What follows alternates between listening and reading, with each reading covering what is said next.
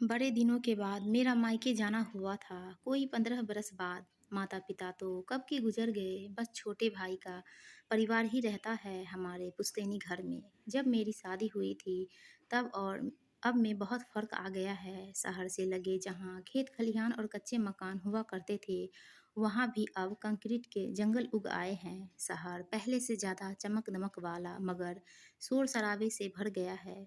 जब तक मेरे बच्चे छोटे थे कहीं आना जाना ही मुश्किल था। शादी के कुछ सालों बाद तक तो काफ़ी आती जाती रही। फिर माँ पिताजी के गुजरने के बाद आना जाना करीब करीब बंद ही हो गया। बच्चों की परवरिश और उनके स्कूल कॉलेज के चक्कर में कभी फुर्सत ही नहीं मिली। फिर बच्चे जवान हुए तो उनके शादी ब्याह और नौकरी की चिंता में लगी रही। अब बच्चे सेटल हो गए हैं, पति भी रिटायर हो चुके हैं, तो अब फुर्सत ही फुर्सत है। भरा पूरा घर है, कामकाज के लिए नौकर चाकर हैं। बेटे की शादी हो गई है, प्यारी सी बहू पूरे दिन घर में चहकती रहती है। बहुत दिन से सोच रही थी कि जीवन ने अब जो थोड़ा फुर्सत दी है तो क्यों ना भाई के घर कुछ रोज गुजार आऊं। कितना लंबा वक्त गुजर गया अपने मायके गए हुए। मैंने अपने मायके जाने की जिक्र बहू से किया तो वह भी साथ चलने को मचल उठी। अपनी बहू के साथ मेरी बड़ी पटती है। हम सास बहू कम, दोस्त ज़्यादा है। हंसमुख, बातूनी और हर तरह से ख्याल रखने वाली लड़की है मेरी बहू सिया। सच तो यह है कि जिस दिन से सिया हमारी बहू बनकर इस घर में आई है, मुझे लगता है मेरी बेटी सुधा ही वापस आ गई है। सुधा की शादी विदेश में एक बड़े बिजनेसमैन के साथ हुई है, इसलिए उसका आना भी बहुत कम हो गया है। लेकिन उसकी कमी सिया ने पूरी कर दी है। बहुत भाग्यशाली हूँ मैं कि मुझे ऐसी बहू मिली। सच तो यह है कि मैं उसे कभी बहू के रूप में देखती ही नहीं। वह तो मेरी बेटी है। मैंने अपने बेटे और पति से मायके जाने की बात कही तो उन्होंने खुशी खुशी रजामंदी दे दी। फ़ोन करके भाई को बताया तो वह उछल ही पड़ा, बोला मैं लेने आ जाऊँ। मैं हंसी और बोली, अरे अभी तेरी बहन इतनी बूढ़ी नहीं हुई कि अकेली न आ पाए। तू चिंता न कर, सिया साथ आ रही है, हम आराम से पहुंच जाएंगे। कितना अच्छा लग रहा था इतने सालों बाद अपने मायके आकर।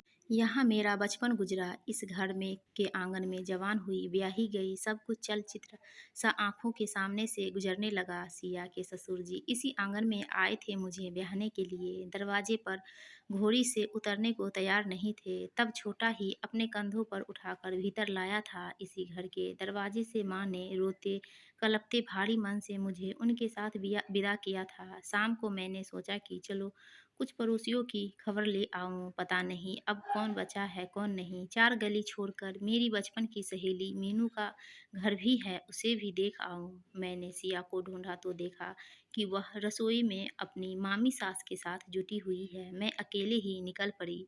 मीनू सुंदर और तेज तर्राक थी। शादी के बाद वह कभी ससुराल नहीं गई, उल्टा उसका पति ही घर जमाई बनकर आ गया था। 2 बेटे हुए, बड़ा तो लंदन चला गया और फिर वहीं किसी अंग्रेजन से शादी करके बस गया था। छोटा बेटा मीनू के साथ रहता था, पर भाई से सुना कि वह भी 5 साल पहले गुजर गया। पति पहले ही गुजर चुके थे। अब उसके घर में बस 2 ही प्राणी बचे हुए थे, मीनू और दूसरी उसकी जवान विधवा बहू। मीनू शुरू से ही बड़े अक्कड़ और तेज स्वभाव की थी, सब पर हावी रहती थी, लड़ने में उस्ताद। पता नहीं बहू के साथ उसका कैसा व्यवहार होगा। उसकी पटरी बस मेरे साथ ही खाती थी, वह भी इसलिए कि मैं उससे थोड़ा दबती थी। वह बोलती थी और मैं सुनती थी। यह तमाम बातें सोचते सोचते मैं उसके घर पहुंच गई। उसकी बहू ने दरवाज़ा खोला। आंगन में पलंग पर बैठी मीनू पर नज़र पड़ी तो मैं हैरान ही रह गई। मेरी ही उम्र की मीनू कितनी ज़्यादा बूढ़ी दिखने लगी है। बातचीत शुरू हुई। पता चला न जाने कौन कौन बीमारियां उसे घेरे हुए है। मोटा शरीर ऐसा कि खाट से उतरना मुश्किल। उसके पति को गुजरे काफ़ी साल हो गए हैं। 4 साल पहले बेटा भी चल बसा। उसके बाद से मीनू अपनी बहू के साथ ही रह रही है। नाते रिश्तेदार अब झांकने भी नहीं आते मीनू की तेज तर्रारी को देखते हुए। पहले भी कौन आता था। सफ़ेद कपड़े कपड़े में उसकी बहू का चेहरा देखकर मेरा दिल तड़प उठा। चाय की ट्रे हमारे सामने रखकर वह अंदर गई तो फिर नहीं लौटी। मैं मीनू से काफ़ी देर तक बातें करती रही। ज़्यादातर तो वह अपनी बीमारियों का रोना ही रोती रही। फिर बोली, तुम आई तो मुझे अच्छा लगा। यहाँ तो अब कोई मुझसे बात करने वाला भी नहीं है, खामोश घर काटने को दौड़ता है। मौत भी नहीं आ रही। मैं हंसकर बोली, क्यों? इतनी प्यारी बहू तो है, उससे बोला बतियाया करो। मीनू एक फीकी सी मुस्कान देकर चुप लगा गई। मैं इंतजार करती रही कि उसकी बहू बाहर आए तो उससे भी कुछ बातें कर लूं। बेचारी जवानी में सुहाग उजड़ गया।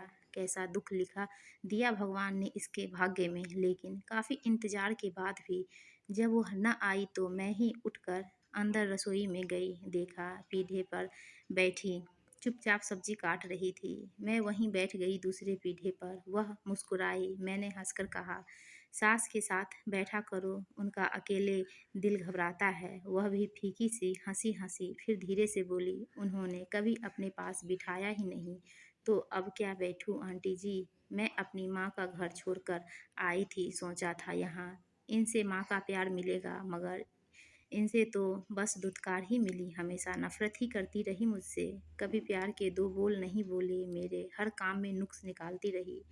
जब तक ये जिंदा रहे मेरी शिकायतें ही करती रही। उन्हों उनसे ना मेरे ससुर को चैन से जीने दिया और न मेरे पति को। मैं जब से इस घर में आई इनके ताने ही सुने। उनके गुजरने के बाद उलाहना देती रही कि मैंने इनका बेटा छीन लिया। अरे मेरा भी तो सुहाग उजड़ गया आंटी जी, आपसे क्या छुपाना। ये मेरे पति का दिमाग खाती रहती हमेशा। तभी एक दिन गुस्से में घर से निकला और उनका एक्सीडेंट हो गया। यही जिम्मेदार है उनकी मौत की। इन्होंने कभी दूसरे की पीड़ा परेशानी नहीं समझी, दूसरे की खामोशी ना समझी। अब अगर शिकायत करे कि आज कोई उनसे बोलता नहीं, तो उन्हें भी अच्छी तरह पता है कि इसमें गलती किसकी है। मीनू की बहू की बातें सुनकर मेरे मुंह पर ताला पड़ गया। उसके बाद मैं उसे कोई नसीहत न दे सकी। सच ही तो कहा था उसने। मीनू आज अगर यह शिकायत करे कि वह अकेली है और कोई उससे बोलता नहीं, तो उसकी जिम्मेदार वह खुद है। उसने जीवन भर जैसा बोया है अब बुढ़ापे में वही तो काटेगी।